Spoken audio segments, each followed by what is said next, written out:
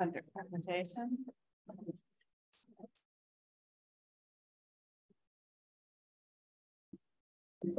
And at this time, I'll ask our board clerk if you would please call the roll and establish quorum and read the public notes. Shauna Lowy, Karina Talamantes, Katie Valenzuela, Here. Katie Maple, Here. Mai Vang, Phil Cerna, Here.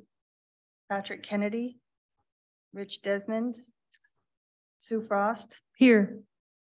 Pat Hume, Mary Jane Lopez Taff, Here. Rob Brewer, Here. Kevin Spees, Present. Tom Farmer, Here. Garrett Gatewood, Bina Lefkowitz, Here. Saul Hernandez, Here. Karina Talamantes. Here. We have a quorum with 9 members present. Thank you.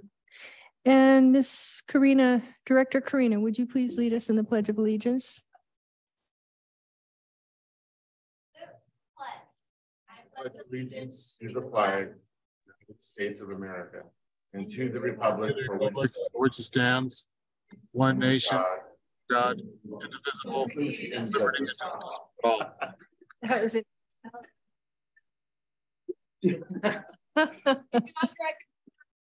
I'll read this statement. There's a little bit of a delay, I think. This meeting of the Sacramento Public Library Authority is cablecast live on Cable 14, the local government affairs channel on the Comcast Consolidated Communications and AT&T Uverse cable systems. This meeting is closed captioned and live streamed at metro14live.saccounty.net. Today's meeting will be repeated Saturday, July 29 at 4 p.m. on channel 14 and can also be viewed on Metro Cable 14's YouTube channel. The meeting will also be recorded via Zoom. A DVD copy will be available upon request no later than 2 weeks following today's meeting. The full agenda, including reports, is available on the library website at www.saclibrary.org. Members of the audience wishing to address the board should complete a speaker identification form located at the back table and give it to the clerk. Members attending via Zoom should raise their hand in the Zoom program. Please speak clearly when addressing the board and state your name for the record. Comments are limited to 3 minutes so that everyone may be heard. And I want to just pause for just a moment to especially welcome Bina Lefkowitz, who is an appointee of Director Kennedy. And welcome, Bina. We're happy to have you here. And item number 2 is public comment on matters not on the agenda. No hands raised in the Zoom program. Oh, okay, and we have no hands in the audience. And so our next item is presentations, 3.1, Friends of the Sacramento Public Library.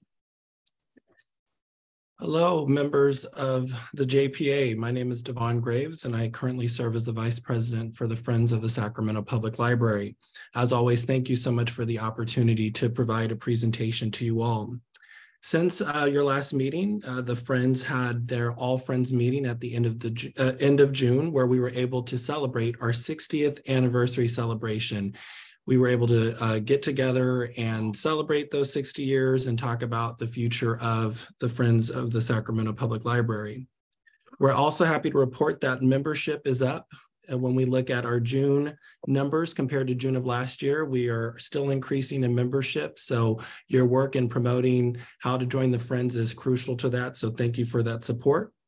If you haven't seen some of the advertisement, the Booked In is appreciative of all the book donations that they've been receiving, and they appreciate it so much that they are doing a book bag sale.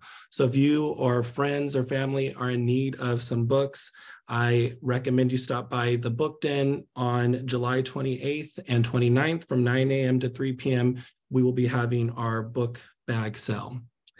For some other business items, we want to thank the library with the ongoing conversations with the book sales guidelines. We also look forward to future conversations and collaborations about Friends money distribution to the local branches and also the winter book giveaway. And I want to make sure to address one of the items that is before you today for action, which is the vision for the facilities plans. I know that the recommendations for this plan are stated as quote unquote aspirational and strategic. The Friends asks and hope that there will be continued conversations based off of the decisions made today, especially related to some of the recommendations related to replacing some of the branch locations. It is important that Friends are included in those conversations and continue to consult and support a shared vision for the library.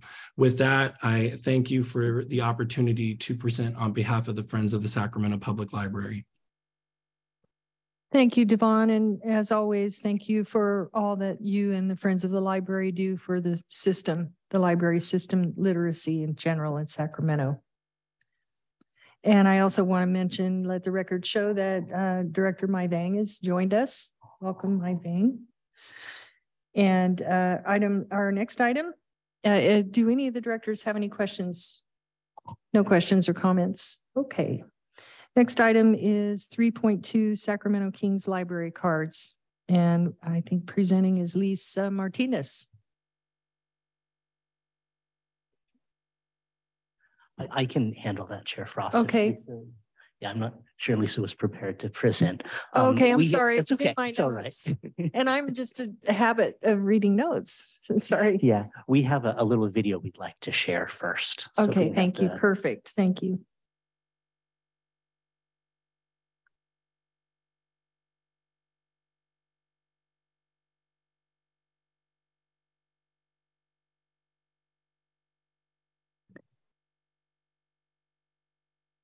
Lisa probably did all the words.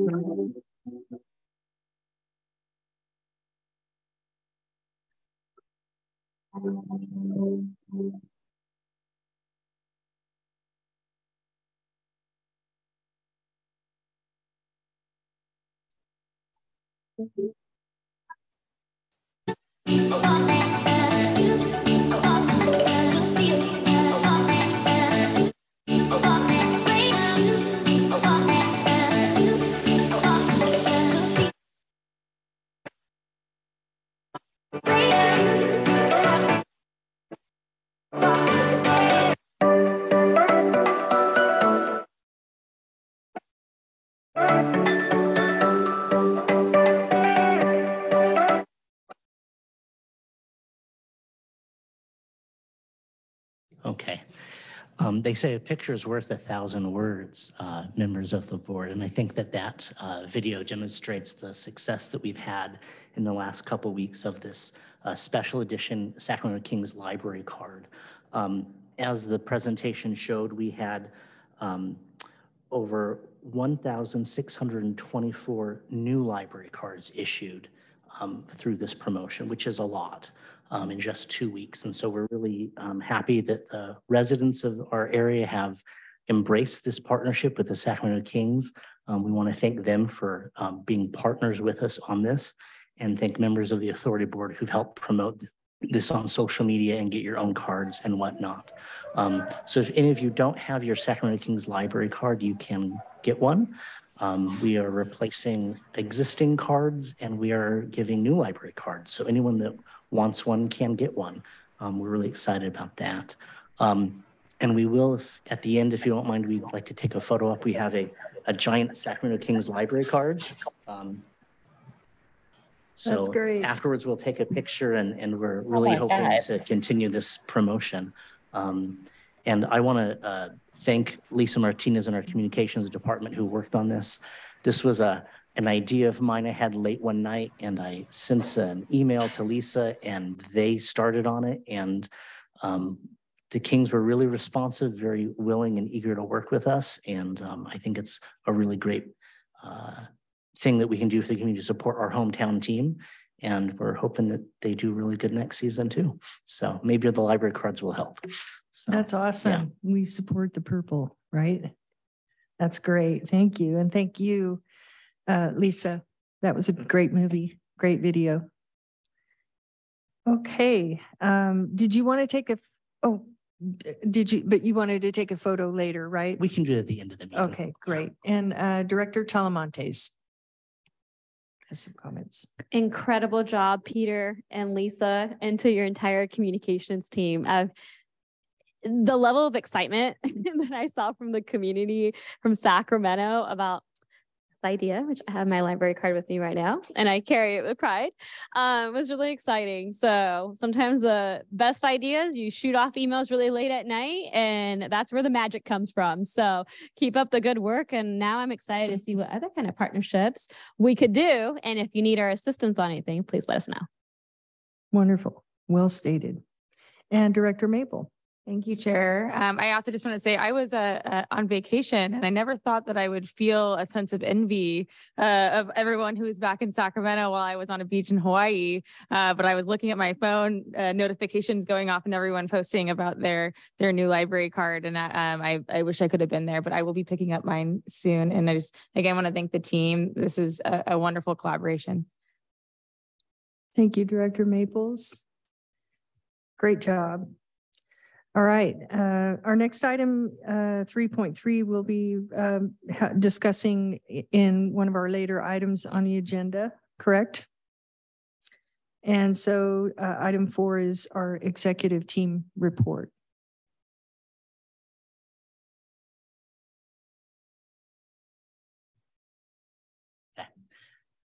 Chair Frost, thank you. My report is there. The item I wanted to highlight was the Sacramento Kings, so we've done that. There are some other items in there about some facilities updates and some staffing things. But one of the other things I want to highlight is our lunch in the library. We continued success with that. We are up 20% over last year this time, and we're up over 30% for program attendance last year this time. So we're having lots of success in this program. We're having a lot more people come to that. We've also rolled out a mobile kitchen, which we're doing some food instruction, and we'll do a presentation on the success of this at another meeting. But I also do want to, talking about how summer lunch has increased, I just want to draw your attention to the statistics as part of the report. That our visits to the library are up 67% over this time last year, and checkouts are up 65%. So I think that we are on the upswing in terms of attendance and use of the library. I think people are doing more in out and about, and we're seeing that in the library. So we're continued to make sure we're meeting the needs of our users and watching the use and making sure we're deploying resources and programs where it would be best beneficial for our users. So we're really excited about that. I'm happy to answer any questions about my report or anything else that the board might have. I don't see anyone in the queue, but I do have a question regarding the King's library cards. Was there a certain area of the county where you had more participation, and when they get the cards, are they coming right in to use the library? Do you see a difference in the attendance at the libraries? Yeah, so I don't know if we're seeing a specific area of the county having getting more cards than others. We haven't really tracked that. But I do think that based on social media and some of our staff's experience, we have people coming in just to get the card. They've never used the library, haven't had a card, so they're getting new cards. So I think we're getting a lot of engagement that way, and it really is bringing people in the door, which is what we were hoping for. Yeah, that's really great. Yeah. Okay. Good marketing minds. Yeah. Okay. That concludes our executive team report. And so the next item 5 is information. I'll ask if any directors have questions about the informational items. And I don't know if Johnny was going to present on this item or just be available for questions. I think at this point he's available for questions. Hi, Johnny. And we do not seem to have any questions. I wonder if we have any public comment on this item. No public comment, and so we'll move on to the next item, which is consent. And I can just quickly read our consent items: 6.1 action summary, contract amendment, and contract approval for Tyler Technologies Enterprise ERP upgrade. And I wonder if we have any directors with questions or a motion for a motion. Thank you. Thank you, Director Maples, for a motion and Talamantes for second. And do we have any public comment on this item? With no public comment, please call the roll. Sean Laloe, Karina Talamantes, Katie Valenzuela, Yes. Katie Maple, Aye. Mai Vang. Yes. Bill Cerna, Aye. Patrick Kennedy, Rich Desmond, Sue Frost, Aye. Pat Hume, Mary Jane Lopez Taft, Yes. Rod Brewer, Aye. Kevin Spees, Aye. Sean Farmer, Aye. Garrett Gatewood, Dana Lefkowitz, Yes. Saul Hernandez. Aye. Motion passes with 12 members present. Thank you. Okay, our next item is an action item, approval of the Sacramento Public Library Authority Facilities Vision Plan. So Chair Frost, we have Jill Ayers with Group 4 Architecture who's going to give the presentation. Good afternoon, Jill. Thank That's great. Be here on day. Jill Ayers, Associate Principal, Group 4 Architecture Research and Planning. I have a presentation for you today that I hope is as concise as I could make it, but this has been a significant process with a lot of input and a lot of great things to come out of it. So I will be as high level as I can and concise. I do promise you that there are no charts or graphs in my presentation. Oh, So with that, I wanted to take you through an overview of the process we went through, kind of follow, if you haven't had a chance to read the report yet, you know, the flow of the report and kind of the findings and how it all came out. And then there will be at the end, I'm happy to take any questions or comments you may have, but if you have clarification questions you want along the way, please feel free to interrupt me. My firm, Group 4 Architecture Research and Planning, we are a Bay Area based practice that practices nationally in public libraries. We do design and long range planning for large urban library systems such as Sacramento Public Library. This does not mean that we have the same answer for everybody. It doesn't mean that we know the right answer for everybody, but it does give us a lot of perspective and help us recognize the unique qualities of each library, such as Sacramento Public. We also have a more than 20-year history of working with Sacramento Public Library. One of my first jobs when I started a Group 4 21 years ago was assisting with helping the library apply for 3 state grants for Valley High and Orangevale and Elk Grove. We've designed your current Elk Grove Old Town Library. We're designing the new one now. And of course, this process as well. So always happy to be a collaborator for the library.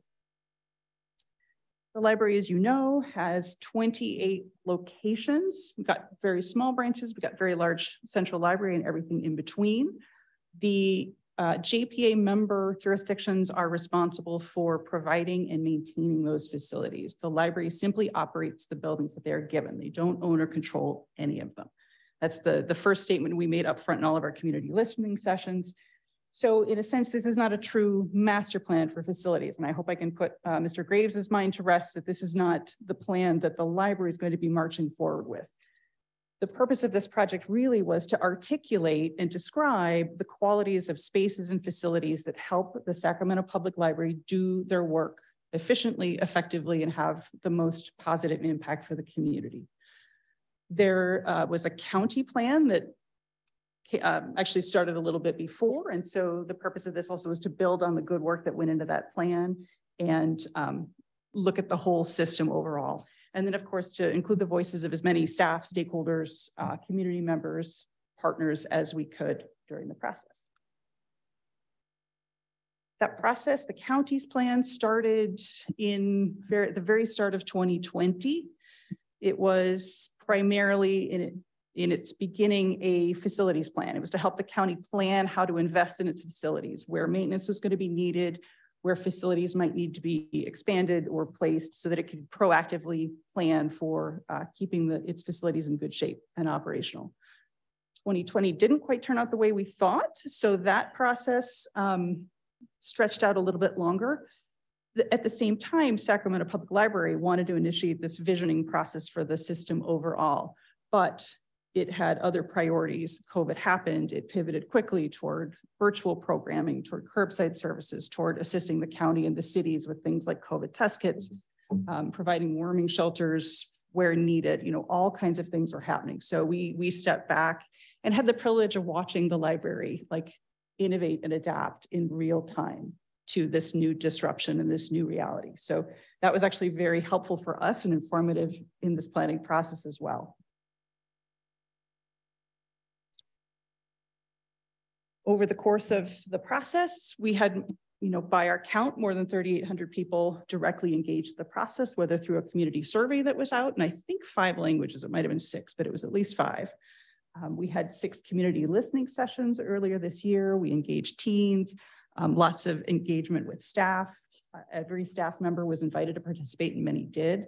So we feel like we got a good kind of broad cross-section of the county and the priorities. So what did we hear along the way? What was the community's vision? Big themes that came out of the process.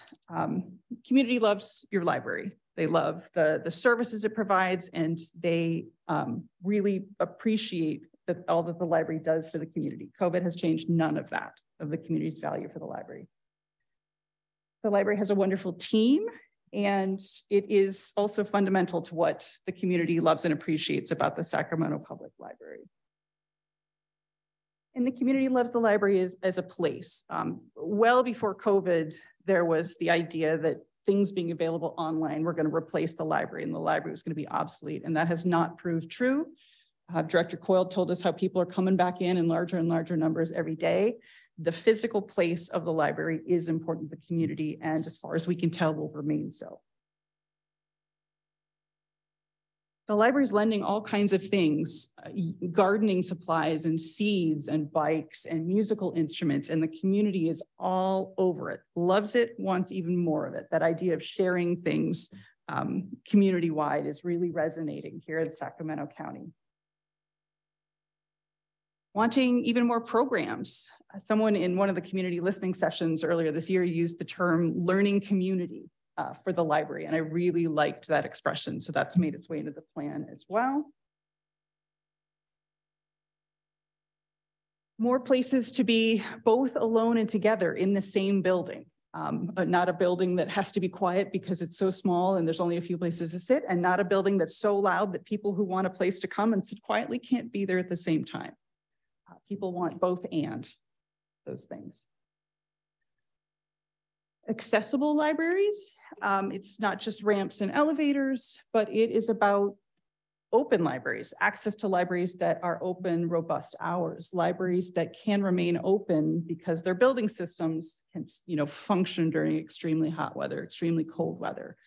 They are robust enough to stay open when needed. Your communities deserve inclusive libraries. You have a very, very diverse county here, and everyone should have a place in the library. Just well-maintained libraries that are well-maintained, that are up to date, not just clean, but functional. The building systems work well and they look well-kept. Those reflect the respect that the library has for the community and vice versa. So how does all of this translate into the library's vision for its facilities? Vision that the library has of its facilities is buildings that can adapt and change, that are flexible, that can change hour to hour, day to day, and evolve over time as the community's interests, priorities, needs also evolve and adapt. North Natomas Library is a great example of this. It's got the size, it's built with big open spaces that can change multiple times, even just with a little bit of furniture change. And it still looks great and operates very, very well.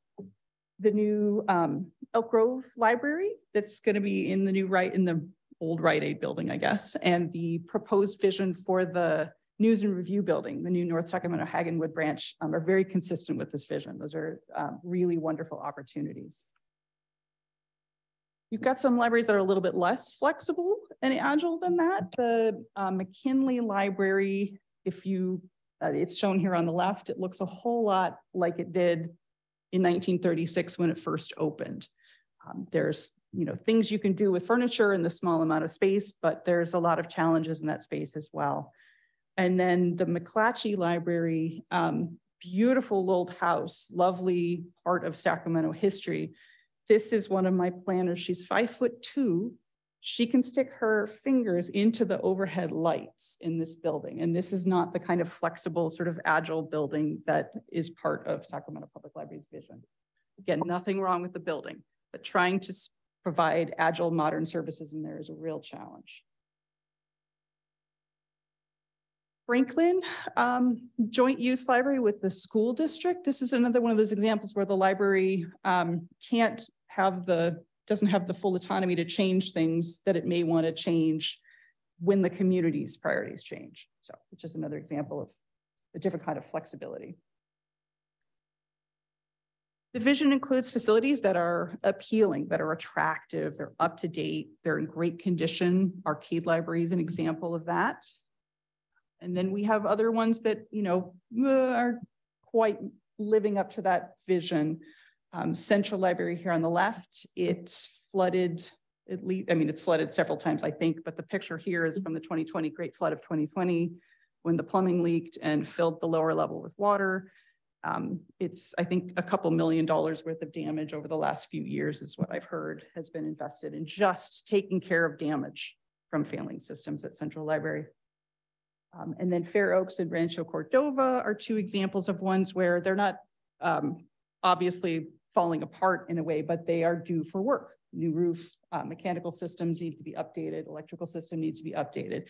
And those are the things that it's harder for the community to see, but are really important. And when they fail, it becomes a really big problem. Then equity of access. There was a study, this is the closest thing I have to a chart or a graph, is this analysis. So this is analysis we did that looks at how people in Sacramento County move around, which libraries they use relative to where they live. And big picture, your communities are very mobile, and they use not just the library that's closest to home, but go to one that may be close to where they work, where they shop, where they go to school. It may be all of those things. People use more than one library as well. So big picture, like your current network of branches is pretty good at giving people access to the physical spaces and resources that the Sacramento Public Library provides. That said, there's one or two areas where you want to pay attention to it. One is Oak Park. The Oak Park had a branch until I think 1989 when it was consolidated with Fruit Ridge and the Mabel Gillis branch into what is now Colonial Heights. Along through this process, we've heard a little bit of that scar tissue still exists. There's still an awareness that it was taken away. And this analysis does give us a kind of sense of those people who are living there aren't making their way over to Colonial Heights as much as perhaps was thought, even though it's very, very close. In the same area, like the McClatchy and McKinley both, they have a very small ability to attract people to that branch. It's a very close distance that people are willing to travel to get there compared to your Elk Groves or your King Libraries or the ones in the north part of the county where people really can get there from quite a long way away. And then there's going to be growth in the county in the future, particularly to the south and east, Rancho Cordova, and there's a site on Vineyard that have both been identified as places where branches could or probably should be provided in the future. So making sure that future populations have the same access that your current populations do have now. And then Central Library. It is, I think, as I mentioned, it's got some maintenance challenges. It just predates the American with Disabilities Act coming into effect. And so it was not designed with any of that in mind. It has a lot of maintenance needs, but even beyond that, it is a model of 20th century central library services that doesn't necessarily fit every library system anymore. And Sacramento Public is ready to talk about a different model for what its central library looks like. What are the recommendations? You'll see, because the library doesn't have control over its own facilities, the table that we have in the report has sort of two columns. And one is that right side, enhance and expand service. If they could wave a magic wand, this is the kinds of things they'd like to talk with the jurisdictions about for some of these facilities. This is where we get some of the relocates or replace, expand. But the baseline strategy, that column just to the left of it, is as long as we're in the facilities we're in, these are the kinds of things we'd like to see happen here so that we can be as effective as possible in the current facilities. Different categories, the facilities that are, like the North Natomas that I showed earlier, Orange Vales, they're up to date, they look good, they're in good shape, they're in the right location, they basically work pretty well. Just keep up the good work, keep them well maintained, keep them up to date when they need to be updated. No big recommendations there other than what's there. We have a term that we call focus or refocus. This is for the little ones, where it's hard to do a whole full service library's worth of service in a very small space. Del Paso Heights is a good example of focusing service in a small location, kind of dialing that in and making it very children and family team oriented. Put the lockers outside or the kiosk outside to help keep that access to materials for the community, but not trying to do everything in every location. There's branches around it where people can go for bigger program space, more technology, those kinds of things, leaning on the network to help with those. Renovate and reinvent. These are some of your branches that need a little bit more work, or there's opportunities to do something a little bit more robust than new carpet and new furniture when it comes time. The lady there on the right in the King Library, we want to imagine that she's envisioning what's about to happen to her library now that the grant funding has come in and that design is about to start for reinvention of that branch. And then these are the ones where, for various reasons, it would be nice to think about something different. A couple of these are in progress.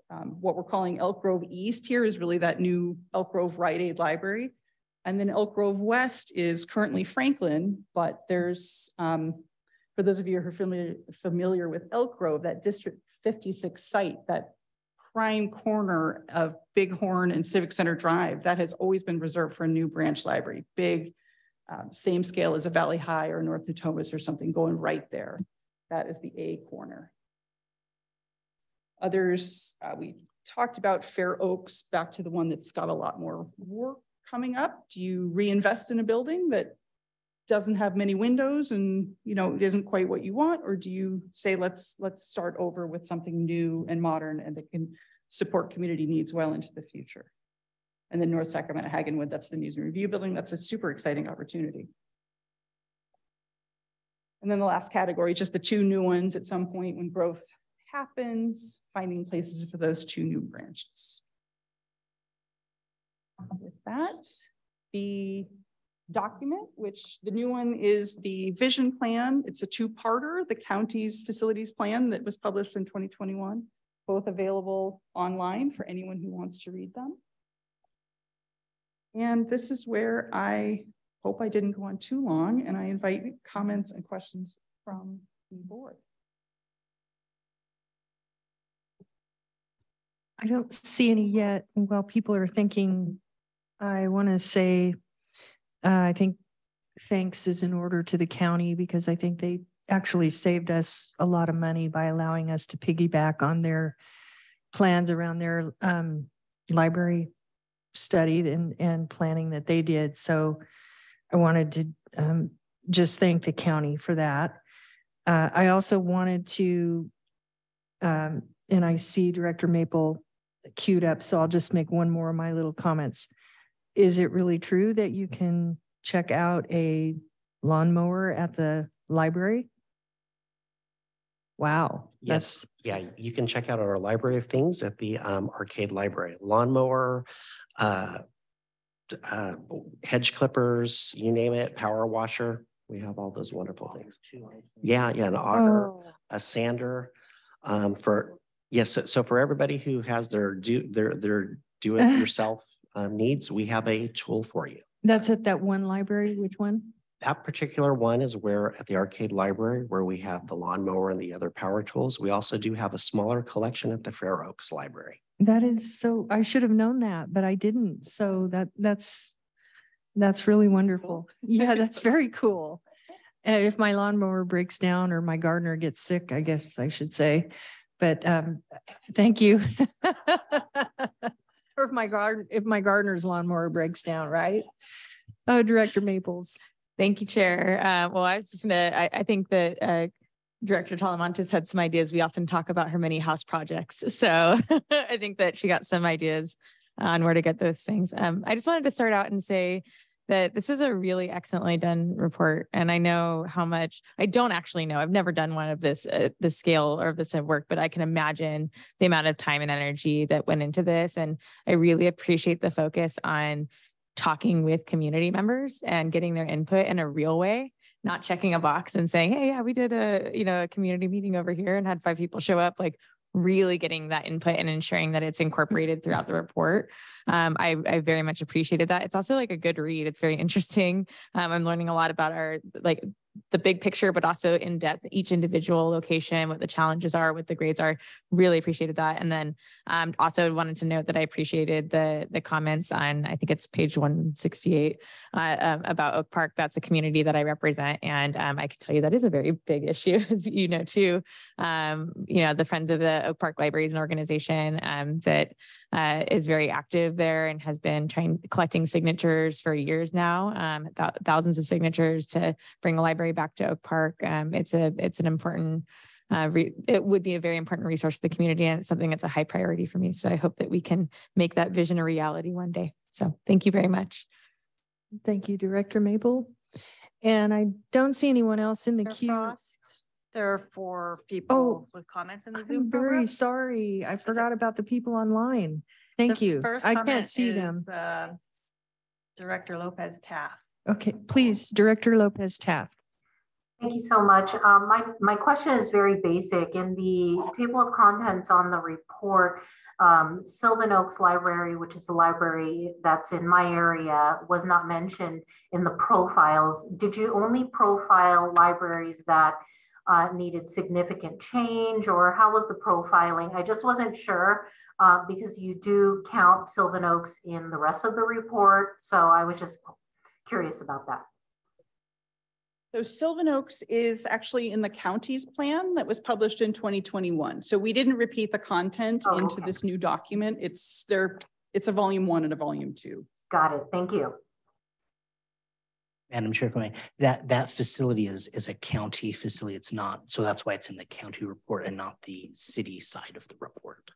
Yeah, and just for clarification, because that might be before some of the members that are here now really knew about it. The county began their exploration of their library system and updating their plan in, I think, 2020, early 2020 or late 2019. That conversation was, I think it kind of emanated from some of the requests that were coming from the outlying areas for upgrades or, improvements on some of the smaller libraries. And we were just trying to wrap our heads around what is really appropriate for the demographic and the population, and, who serves what area. And we just needed to understand a little better before we started putting a lot of money into any one of the libraries for upgrades. And when the county started that plan, that's when the library board began to think maybe this is a good time for us to do it as well, because we can kind of piggyback on what the county is doing and save money, really. And then the whole system can be you know, we can have an updated plan for the entire system. And the county was willing to work with us and worked very well with us. And that saved us a lot of money. So that's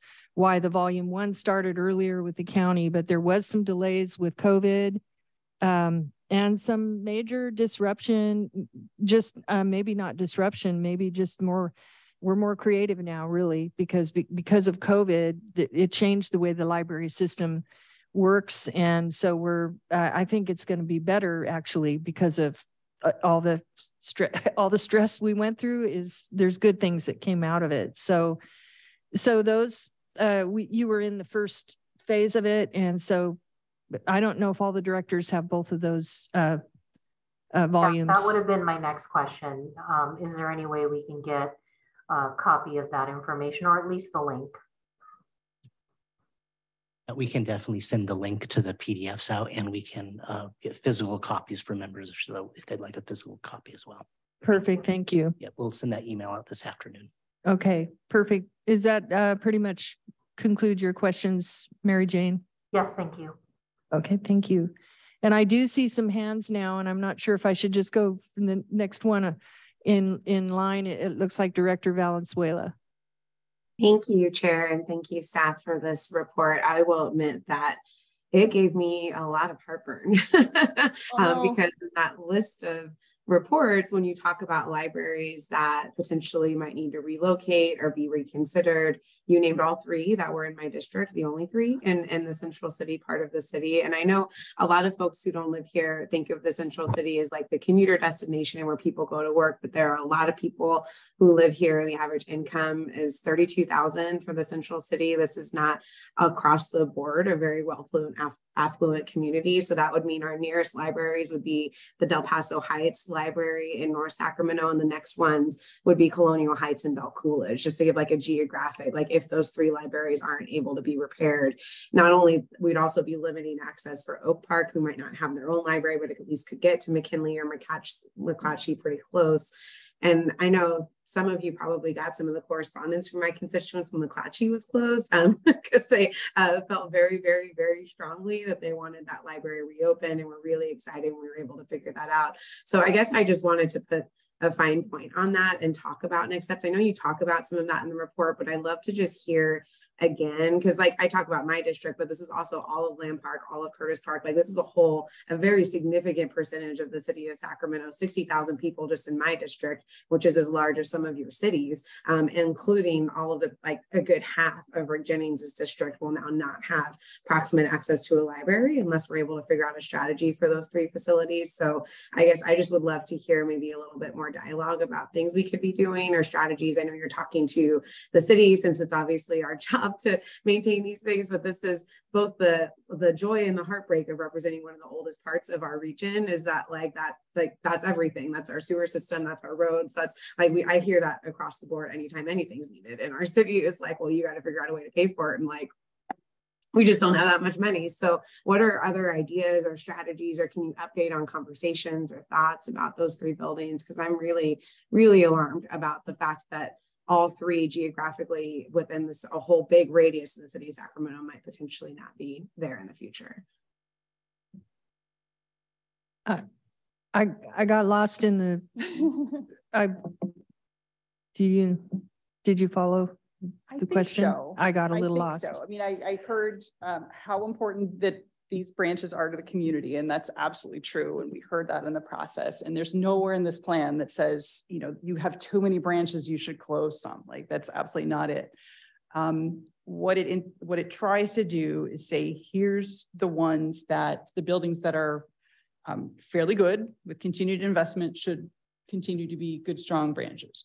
Other ones that are, boy, if you had the chance to talk to somebody about something that was a little bit bigger, you know, in the same area that could serve this community even better than the one that you have now does, it's worth talking about.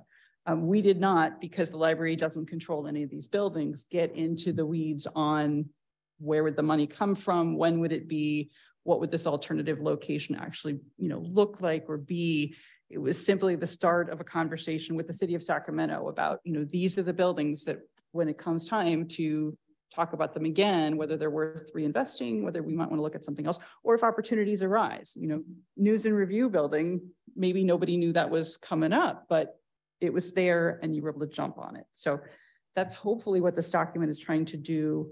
Do you want to talk about how you're providing services in those facilities now?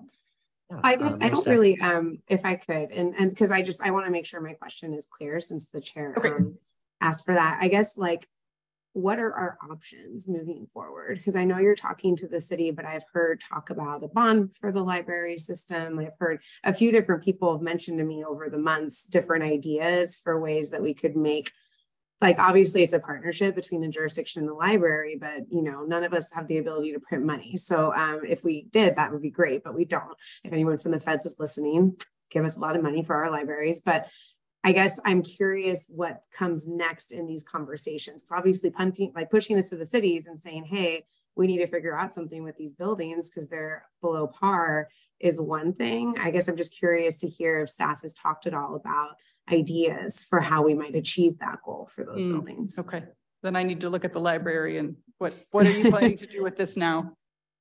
And are we prioritizing certain branches over others as a higher priority, I guess? Well, I mean, good question. Very, very, very good questions. Thank you. And really what this is this really is getting the conversation started about it. I mean, these are things that we've all talked about really with the status of a lot of our locations, the deferred maintenance issues. And this is really the way to get the conversation going and to help prioritize moving forward, right? With the respective jurisdictions. I mean, a lot of times with our libraries, let's face it, you know, they're built. And then 20, 30, 40 years passes. And, you know, the state of library services has changed significantly as the report shows. So really, this is our starting point, I think, to move forward with conversations and figure out how we can provide library spaces that can accommodate the 21st century library services that we're doing right now, how they can be flexible, how they can be agile. So this is the beginning of the conversation. And yes, to Director Maple, sorry, sorry, having a moment here. Sorry, I had a senior moment. We all have them, or some of us do. Yeah. And so, you know, like I said, this is our opportunity to start prioritizing and starting that conversations with the jurisdiction, because this helped us give us feedback from the community and what the community wants to see. They want to see the agile spaces. And we're struggling in some locations, and this is the opportunity to start the conversation. Apologize for the rambling there. No, it's okay. No, I guess. Oh, go ahead, Sharon. Oh, I was going to say, I think this also hearkening back to Devon's comments, we hope we're not just going to look at this study and then not come back and continue this conversation or updates. And that was one of the things that I was thinking would be really good if we could have regular and either annual or maybe annual. Let's, you know, prioritize annually what our goals are for that year and kind of try to put together a plan that's going to move us forward on a regular, ongoing basis. Well, go ahead. I could share. Yeah, I just will say that I would love to be a part of those conversations with the city. I'll make that a request through our public works director as well. I will say for like Central City Library Galleria, I don't know if we have a year or two before we need to start talking about substantial improvements to that site, or if there's other things that are needed. So I just want to say that if other city colleagues want to reach out to your city departments as well, that's a next step I'm going to give myself. And Peter, I'd love as your team is working with the city to be included in those conversations, because this to me is just the fact that we're even putting these libraries on the list is like, maybe we won't, you know, we have to re-examine them in the future. To me is the early enough alarm bell that we should be starting now with the plan for how to do what we need to do for those buildings. So that'd be my request.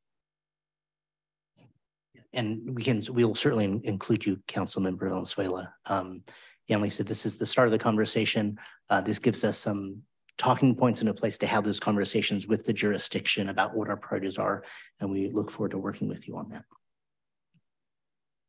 Okay, thank you, Director Valenzuela. Our next Director Brewer. Thank you, Chair Frost. I really enjoyed the report. but what I thought was very interesting is the thought process in looking at facilities that are nimble, able to adapt and grow within the existing construct to allow us to be more serviceable to the community coming into the future.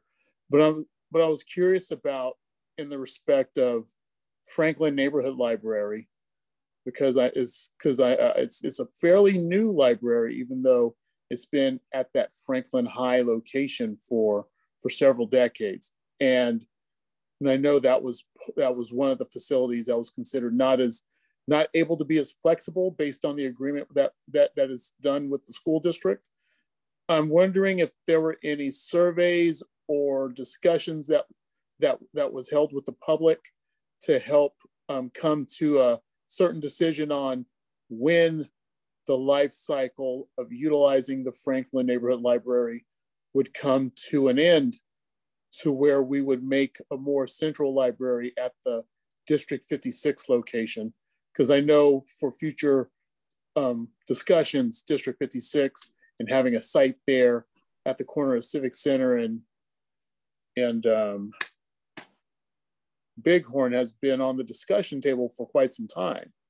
But I was curious about if there had been discussions involving people within the Franklin and East Franklin neighborhood to really discuss and explore what that would look like and how that would look like, especially if we come to the stage where the library itself, we're unable to do the programming that we need to do or the day-to-day operations that we're currently doing, that would make us want to explore the opportunities of making that shift even sooner. We did not have any specific conversations with the district, I don't think. That was not part of it. We did hear in the community survey, there were people who say Franklin Library is one of the ones that I use, said it's a little bit difficult for me to get there, or it feels like a school library, not like a public library. People are aware that it's a joint use facility. A joint school public library facilities are not fundamentally a bad idea, but they are tricky to get right. And the flexibility was not a comment on the building itself. It was just the way that partnership is working right now isn't quite as agile as the library would like it to be. So if that can be addressed, that may be a fine home for the library in the future. But if not, then there's an alternative for the library and the community to talk about. Yes, because I know that area is fast growing. The neighborhoods around District 56, south of Casuma's Oaks High School, is rapidly growing, and just trying to identify what would be a more central location that would allow, say, for us to do a library like Elk Grove Library, where we can have more control of our programming. That would definitely be worth a discussion. And hopefully this is something that we could engage with the Elk Grove Unified School District at some point in the near future. Because like you said, programming, hours, being able to go in and feel like you can actually do what you are going there for, and not feel like you're being constrained by whatever is being done based on the hybrid agreement, can definitely help the user, the customer in that respect.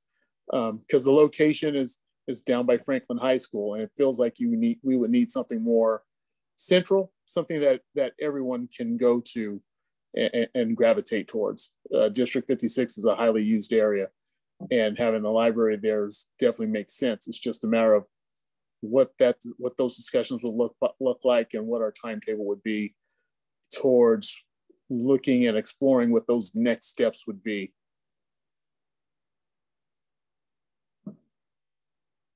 Yeah, I think that's going to be, well, that's part of what comes next, I guess. We've collected a lot of good information, and now it's going to be a matter of determining what our priorities will be and what money is available for which priorities, and that will tell us which ones float to the top as this is where we begin. And I'm not quite sure if I mean, I don't know if there's a plan for that or if we're not there yet. I think this is a process that we're working through, right, Peter? Yeah, yes, Chair Frost. Yeah, and thank you, Director Brewer, for the question.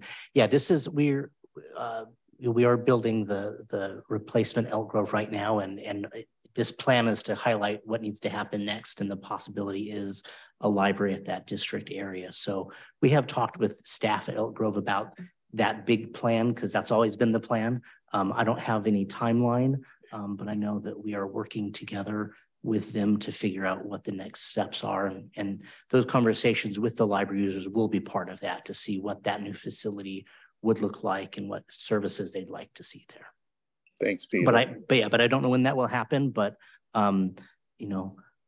soon, which could mean 5 years, I don't know, but probably that's probably more of a realistic timeline for start of those conversations. But there will always be a public process. Yes, ma'am.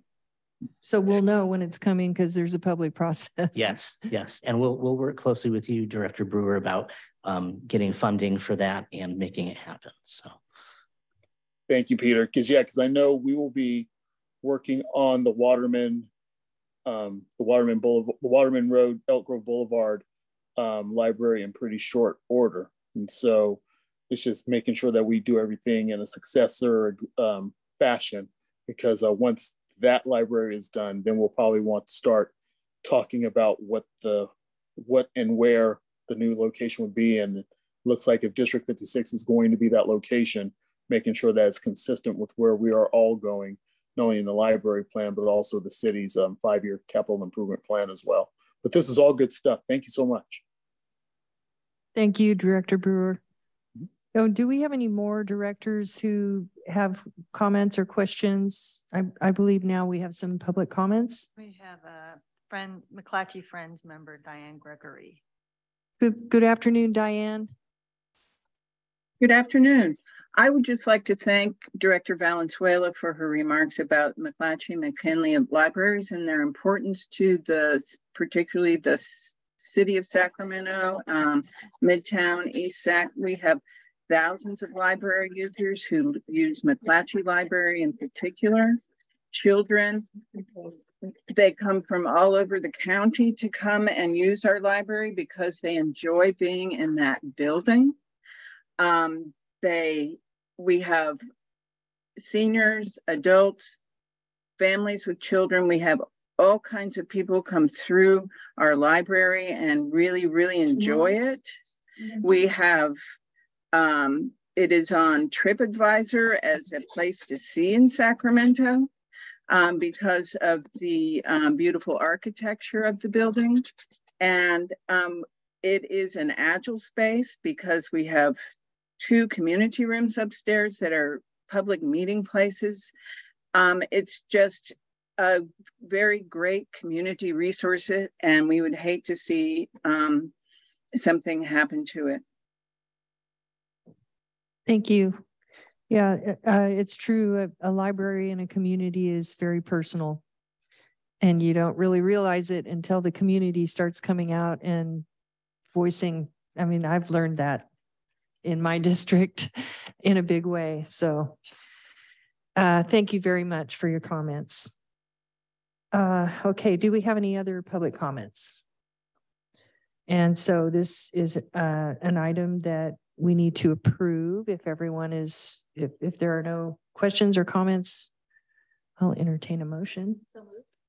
Thank you, Director Vang and Director Maple. And if you'll call the roll, please. Sean Laloe. Karina Talamontes. Yes. Katie Valenzuela. Yes. Katie Maple. Aye. Mai Vang. Yes. Bill Cerna. Aye. Patrick Kennedy. Rich Desmond. Sue Frost. Aye. Pat Hume. Mary Jane Lopez Taft. Yes. Rod Brewer. Aye. Kevin Spees. Aye. Sean Farmer. Yes. Garrett Gatewood, Bina Lefkowitz, Yes. Saul Hernandez, Aye. and that's unanimous with 12 members present. Great. And I just want to thank you, Jill, and your team for all your hard work. I know this is a lot of work went into it, and your presentation was so clear and helpful for us. So thank you very much for being here. Thank you and very for much all for your the work. opportunity. All right, next item is reports, ideas, and questions from board members. And I see none. So this meeting is adjourned at 4:03 p.m.